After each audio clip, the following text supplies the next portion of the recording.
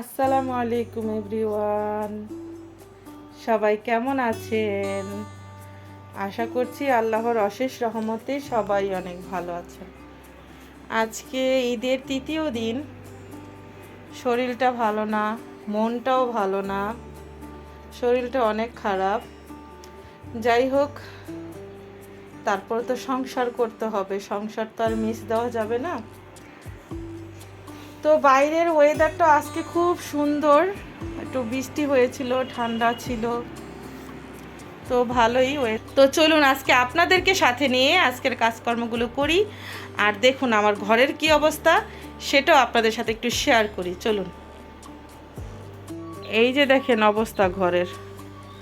ছোট বাচ্চা যেহেতু আছে, ঘরের অবস্থা তো খারাপ থাকবে, এটাই স্বাভাবিক। তো একে একে সবগুলো পরিষ্কার করে নিব। শুধু যে ঘরের অবস্থা খারাপ তা না, দেখেন ডাইনিং টেবিলের অবস্থা, দেখেন কিচেনের অবস্থা, কিছু বলার নেই। যা অবস্থা হয়েছে সেটা আপনারা ইচ্ছেন, আর এগুলো করতে আমার কতক্ষণ সময় লাগবে সেটাই দেখার বিষয়। প্রথমে ঘর দিয়ে শুরু করি, চলুন। আগে ঘরটাকে গুছিয়ে বিছানা পত্র ঝাড়ু দিয়ে নিলাম, এখন টেবিলটাকে পরিষ্কার করে নিব। আমরা গৃহিণীরা যতই অসুস্থ থাকি না কেন, আমাদের এই কাজগুলো করতেই হয়, তাই না? আর যেহেতু কাজের আপা ছুটিতে আছেন, সেজন্যই আমার বাসাটা বেশি নোংরা হয়ে গিয়েছে। কাজের আপা ছুটিতে না থাকলে হয়তো সে সকালে এসে অনেক কাজই করে দিয়ে যেত, এতটাও নোংরা হতো না। শুধু যে এই কাজ না, রান্না বাড়াও তো আছে, তাই না? আত্মীয় স্বজন, বোন কাছে থাকলে যেটা হয়, আসলে বোনের মতো বোন হলে, আর বোন যদি পাশাপাশি কাছাকাছি থাকে, তাহলে আর কাউকেই প্রয়োজন হয় না। এদিকে সব গুছিয়ে পর্দা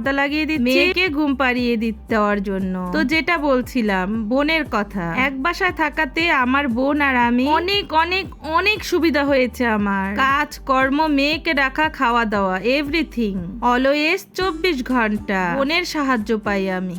এমন একটা সাপোর্ট মানুষ থাকলে আর কিছু লাগে না, আলহামদুলিল্লাহ। সকালবেলা শুনেছে আমি অসুস্থ, ওষুধ এনে খাইয়ে দিয়েছে, নাস্তা খাইয়ে খাইয়ে দিয়ে গেছে, আর বলেছে আজকে রান্না করার দরকার নেই, আমাদের এখানে খেয়েও। আমি যে রান্না করতেছি, আর মেয়েকেও সাথে করে নিয়ে চলে গেছে। শুধু যে ঘরের কাজ করলাম তা কিন্তু না, 3টা চুলা ধুলাম, পুরা পাকের ঘর একবারে ডিপ ক্লিন করে নিলাম। এটাই মেয়েদের জীবন, অসুস্থ হলেও রেস্ট নাই। দেখলেন তো, সব কাজ কর্ম সব শেষ করলাম।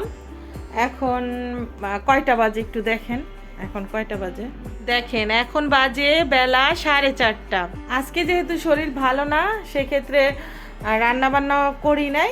তো বোন বললো যে রান্না বান্না করা লাগবে না, চলে আসো একসাথে খাওয়া দাওয়া করি। চলুন তাহলে। বোনকে বলেছিলাম আজকে একটু ভর্তা টর্তা খাবো, কারণ মাংস খেতে খেতে এই 2 দিন ভালো লাগছে না।